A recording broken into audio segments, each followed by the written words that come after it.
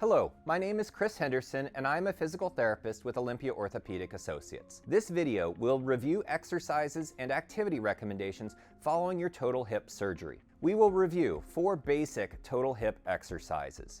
Your surgeon or other therapist may give you other activity to work on early after surgery. Our early goals are to improve hip range of motion and turn on the hip muscles.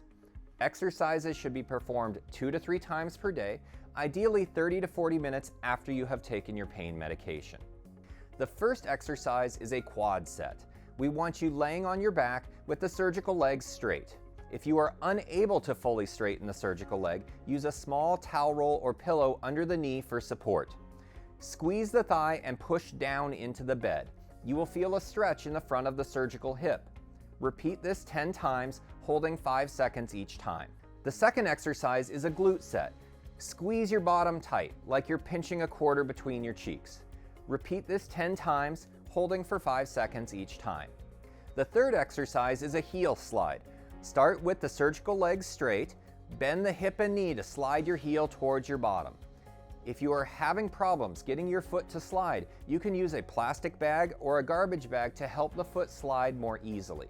You can also use your cane or a flat sheet with a loop at the end to assist the leg as needed. Repeat 10 times, pausing briefly at the end of each movement. The last exercise is hip abduction, or the windshield wiper.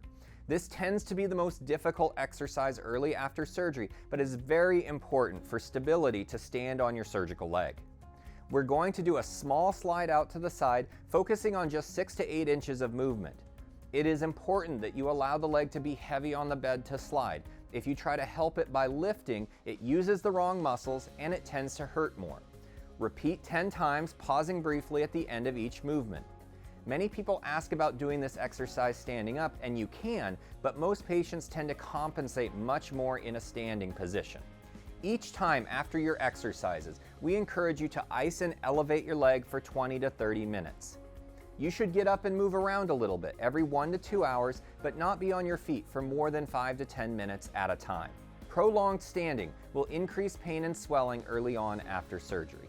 If you have additional questions or concerns, please reach out to your surgeon and their team or to our therapy department. Our goal is for you to do the right things early on after surgery to aid in your recovery.